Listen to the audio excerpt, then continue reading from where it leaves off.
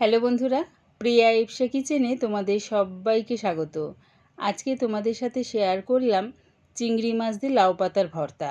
একবার এইভাবে আমার মতন করে বানিয়ে খেয়ে দেখো। এক থালা গরম ভাত কখন যে নিমেষের মধ্যে উঠে যাবে বুঝতেই পারবে না। রেসিপিটা ভালো লাগলে আমার চ্যানেলটিকে লাইক ও শেয়ার করে দিও। তবে দেখে নাও আমি এটা কেমনভাবে তৈরি করি। আমি এখানে লাউ পাতা নিয়েছি, দেখো একটু মাঝারি সাইজের, আবার একটু ছোট সাইজেরও। পাতাগুলো ভালো করে ধুয়ে নিয়েছি। এবারে পাতাগুলো একটু ছোট ছোট টুকরো করে কেটে নেব। টুকরো করে কেটে নিলেও হয় বা গোটা অবস্থাও ভাপে নিতে পারো, তবে আমি একটু পাতাগুলো ছোট ছোট টুকরো করে কেটে নিলাম। সব পাতাগুলো একইভাবে কেটে নিয়েছি। গ্যাসটাকে মিডিয়ামে রেখে 1 কাপের মতন জল গরম হতে বসিয়ে দিয়েছিলাম। তার মধ্যে লাউ পাতাগুলো দিয়ে একটু ভাপিয়ে নেব। খুব একটা বেশি সেদ্ধ করো না, তাহলে কিন্তু পাতার রঙটা থাকবে না। দেখো একটু উল্টে পাল্টে ভাপিয়ে নিয়ে এটাকে আমি নামিয়ে নিচ্ছি। পাতাগুলো নামিয়ে নিয়ে একটু ঠান্ডা হতে দিলাম। গ্যাসটাকে হাই ফ্লেমে রেখে একটা কড়া বসিয়ে দিয়েছি। তার মধ্যে দিয়ে দিলাম 4 চামচের মতন সর্ষের তেল।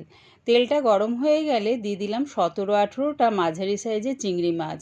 দিলাম স্বাদ অনুযায়ী নুন আর হলুদ গুঁড়ো, 4-5টা রসুনের কোয়া আর 3টে কাঁচা লঙ্কা। সব কিছু একসাথে হালকা করে ভেজে নেব। খুব একটা বেশি ভাজতে লাগবে না। দেখো এরকম হালকা করে ভাজা হয়ে গেলে এটা নামিয়ে ঠান্ডা করে নেব।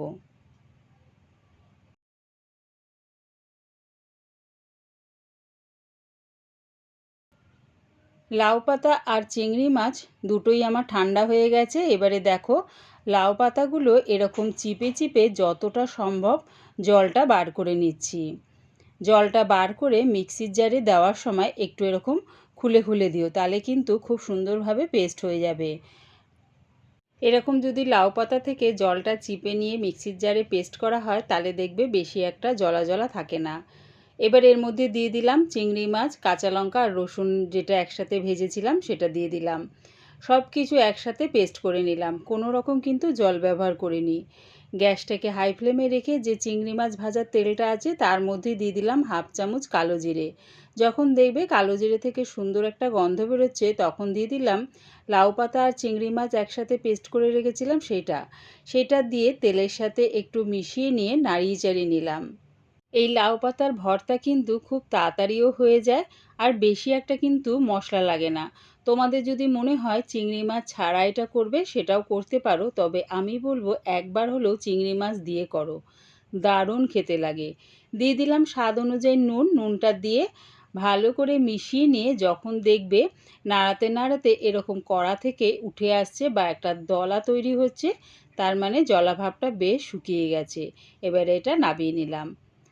আমার এই চিংড়ি মাছ দিয়ে লাউ পাতার ভর্তার রেসিপিটা পুরো দেখার জন্যে প্রিয়া ইপসা কিচেনের থেকে তোমাদের সবাইকে অনেক ভালোবাসা রইল।